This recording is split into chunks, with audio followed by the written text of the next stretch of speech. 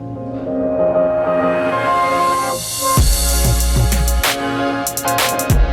right, questions and answers. As promised, you guys get tons of questions. A lot to get to, so let's just dive right in, shall we? One thing that I do want to talk about before we get to any specific questions, in a previous video, I talked a little bit about bankrolls and how much I think you should have for various stakes. I'll try and link up that video up here if I can figure out how you do that. But basically I said, instead of focusing on a bankroll number that I think you should have, I think you want to focus more on how big of a downswing you should expect for various stakes. And I threw some numbers out there. I said maybe 4,000 for 1-2, 7,000 for 2-5, and 15 to 20,000 for 5-10. A couple things about those numbers. First of all, obviously in 1-2, 2-5, and 5-10 live games, they can play bigger or smaller based on which poker room, which casino you're playing in. The max buy-in changes things up. How deep you're playing, how deeply you buy in for changes things. So a lot of these things will have an effect on how big of swings you're gonna have. You know, other things where like how often people straddle in your game, that affects the size of the game that you're playing in. So the numbers that I threw out there, they're not hard and fast numbers for games across the board for a particular stake. Games can vary widely even within the same stake. The other thing that's important to note that a couple of my friends pointed out to me and that I definitely agree with is your win rates and how experienced of a player you are will determine how big of a downswing that you go on as well. So even good professional poker players can expect pretty sizable downswings somewhere around the numbers that I mentioned. Now, if you're a less experienced player, if your win rate is lower, if you naturally make more mistakes as less experienced players do, then your downswings will also be bigger than the numbers that I mentioned. So I don't want anyone out there to think, well, if I just save up a little over that $7,000 number, say 9,000, I should be safe. I should be protected from a 2-5 downswing, and then I can just play professionally at the 2-5 level and never go broke. Unfortunately, it doesn't really work that way, especially if you're just starting out. If you're moving from very recreationally to semi-pro or from semi-pro to full-time pro, you're naturally going to be making more mistakes than a more experienced professional would, and as a result, your downswings are going to be even bigger. So, just wanted to put that out there. It's really tough to say exactly how big of a bankroll you're going to need and how big of a life roll you're going to need. Just try and assume that even the best players are going to go on pretty big downswings, and you need to prepare yourself for that. Moving on, lots of people have questions about the cost of living here in Las Vegas after that little chat we had in the last video. So like I said, everything is pretty relative. So the last place I was in Los Angeles, when I lived in LA for about 4.5 years. The last place that I was living in LA, that one cost about $1,500, or exactly $1,500. It was a 1-bedroom. It had no air conditioning, no dishwasher, shared laundry, no balcony, no pool, no gym, and that place was $1,500. Let's take a look at Zillow real quick, which, if you're not familiar, is a real estate app. You can see everything that's on the market, rentals, houses for sale, everything. Not a paid ad for Zillow, by the way.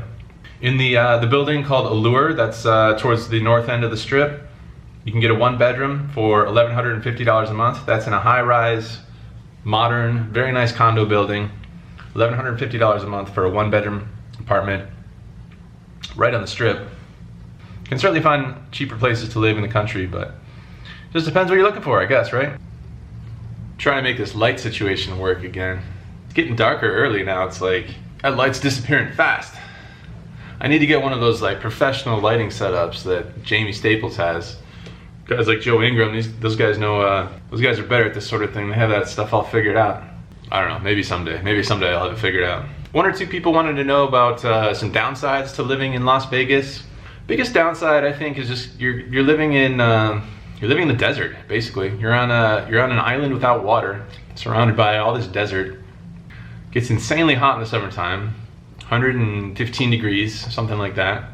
So on those days, you're basically just moving from air-conditioned building to air-conditioned building. Not really looking to spend too much time outside. That goes on for a couple months. Weather's great outside of those months. The other kind of downside that I think Vegas has is that Vegas kind of it's really small towny and kind of is pretending to be a bigger city than it is. The reputation of Las Vegas is massive. The actual city of Las Vegas, not so big. That might just be like a personal observation, personal preference kind of a thing. It really depends where you want to live. I like traveling to cities like Chicago or New York City and just walking around the city, and it really feels like proper city, you know? There's not too many neighborhoods in Las Vegas where you can just kind of walk around different areas of town where it's, you know, bustling, I would say. I like downtown for that reason. The Strip, obviously you can walk up and down the Strip, but the Strip is a unique kind of place, unique thing. It's not very city-like, but there's certainly always something going on the Strip. So a lot of it is just really personal preference. You know, it's really dry, like I said, living in the desert. People mention how my eyes look after some of these long sessions, and then I'm talking into the camera. Not on drugs, that's just from living here in the desert, hanging out in the casino, which is even drier a lot of the times. You know, you play a 10-hour poker session, that's what you look like at the end of the night.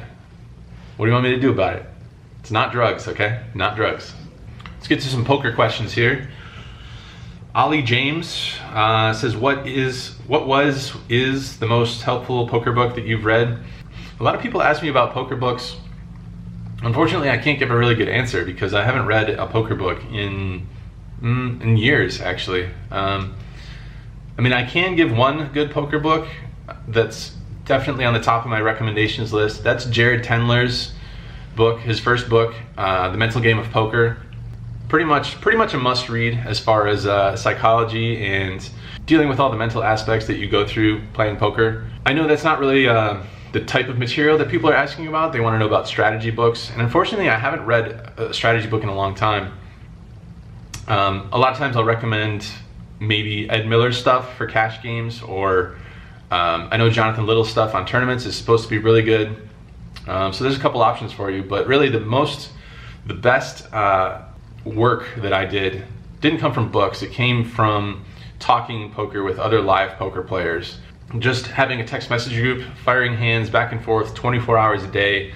I think we have about 10 guys in that text group now. It's not as active these days as it used to be, but that was by far the most important thing to me, was talking to other poker players.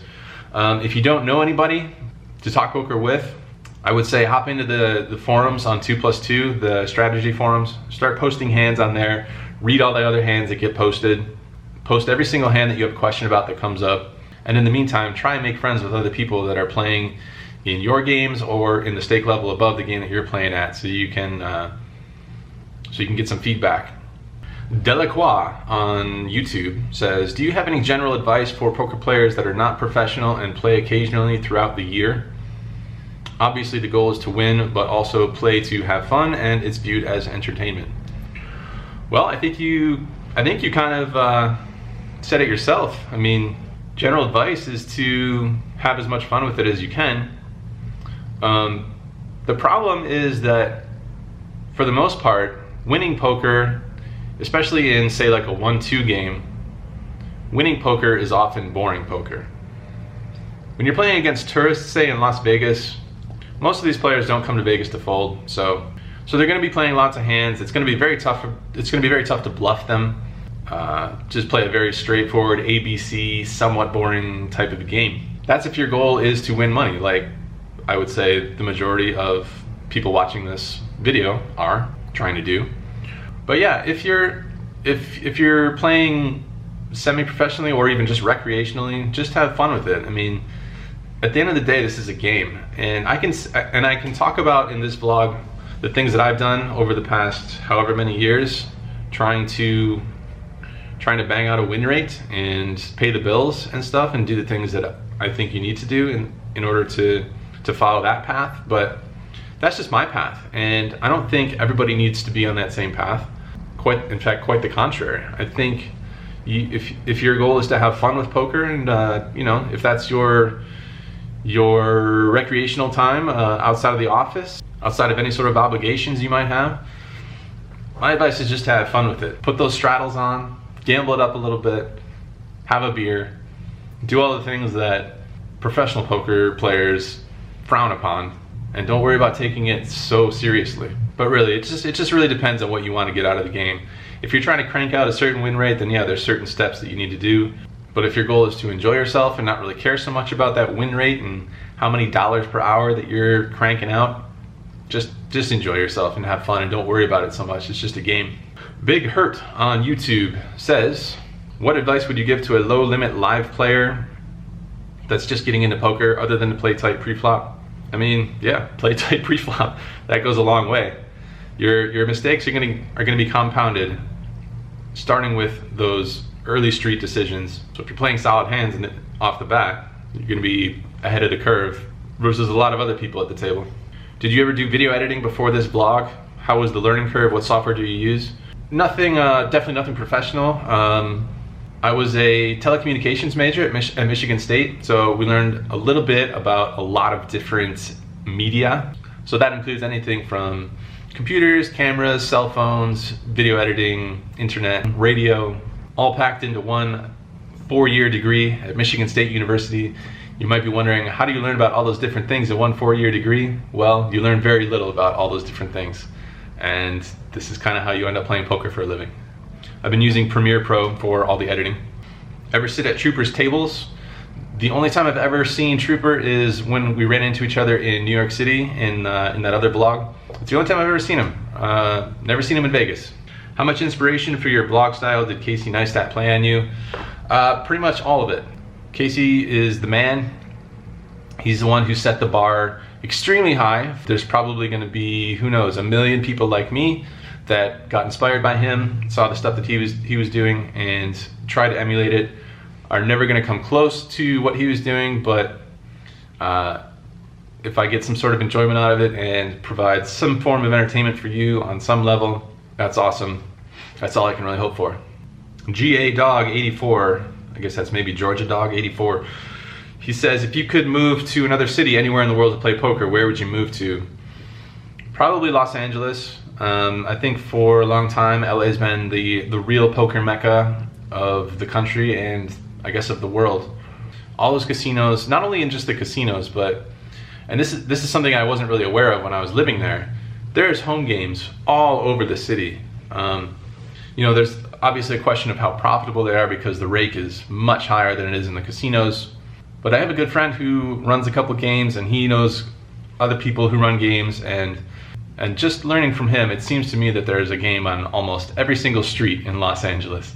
It's crazy. It's in their blood, and it's been there for a long time, and it doesn't seem like it's going anywhere.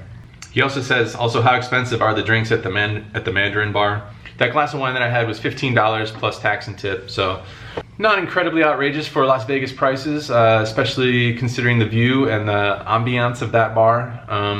Obviously more expensive than the local bar back in Michigan, but certainly not a place that you want to be going every night, especially as, like, say, a 2-5 player. Got to rein in those expenses and probably not frequent a place like that too often. J-Rock says, do you ever question what you are doing in terms of the exploitation of others? Can a professional poker player find fulfillment and feel like a positive member of society? Serious question from an online player. I think it's a really good question, and I think you're going to get different answers from different people. I think it's a personal thing. I don't think one person's answer should have much of an effect on any other person. I think poker kind of is what you make of it. As far as the exploitation of others, I don't really think of it in those terms. Everybody sits down at the poker table with the same goal. That's to bring your knowledge and test that knowledge against the other player's knowledge. See whose knowledge seems to be the best that day. Obviously there's some gambling involved, some run good, run bad. Nobody's forced to sit down at the poker table, and I feel like if people have gambling addictions, They tend to not show up at the poker table so much. I think certainly there is some small fraction of players at the poker table with issues like that, but I feel like a lot of the gambling addicts don't really have the patience for poker. You'll see them more at the slot machines and the table games. So I guess I don't really feel too much guilt about exploiting anybody. I've put in the work. Some other people have put in what they think is a good amount of work, and we all sit down at the poker table knowing that someone's going to win, someone's going to lose. There's no secrets. Everything is readily available to everybody. Regarding finding fulfillment, that's where it gets very personal in my opinion. Now for me personally, that's actually a big reason why I wanted to start this vlog. As the years went on for me, I just started thinking a little bit more about, I'm just sitting here grinding out that win rate, playing cards, not really creating anything, just trying to have more money at the end of the day than I started with. Is that inherently bad? I don't think so. I don't think there's anything inherently wrong with that. Poker is can be a really fun pursuit. It can be a really rewarding pursuit. The lifestyle that you can make for yourself is quite enjoyable for a lot of people. But again, it's a very personal question. Personal in the sense that the answer will vary based on the person. Some people feel like it's plenty for them. They enjoy the game of poker, and that's all they need in life. Other people, they want to do something else. They want to have they want to do something that they can share with somebody. They want to work on something with other people. They want to create something. If you're one of those people, then it's going to be tough to be real successful at poker, I think. If you feel like you're missing something in your profession, that's going to be somewhat of a hurdle that you are going to have to deal with. Some people have asked how the filming at the poker table works. As previously mentioned, just been using my iPhone for those scenes. I've been keeping it discreet, and I've also been super diligent about not including any opponent's faces or anyone's likeness, stuff like that. I'm just using it mostly to film my own hole cards, my own betting, and then describe the action beyond that. And it's been fun. It seems like that is most people's favorite aspect of the vlog so far. The feedback has been predominantly positive on that stuff, so yeah, that's been cool. But like I said, just kind of approaching it as like a record keeping kind of thing for myself, and then sharing my own records with the audience. So this video is already super long, because we're already at the 20-minute mark, and I'm not sure what to do here because we got through maybe a third of the questions. Should I just keep going? Should I make like an hour-long video? That doesn't seem very palatable to me. So I think I'm gonna save the rest of the questions. I'm gonna make another video, maybe upload it in another couple days. Maybe I'll upload it simultaneously with another blog, but I don't know, we'll see. Thanks so much for all the questions, really appreciate it. Appreciate all the comments, questions, feedback, all that stuff. But today is Wednesday night, gonna upload this video, and tomorrow is Thanksgiving Thursday, so happy Thanksgiving to everybody out there. Hope it's a good one. Probably get back to the tables on Friday, get back after it, back after the grind. So I will see you guys then.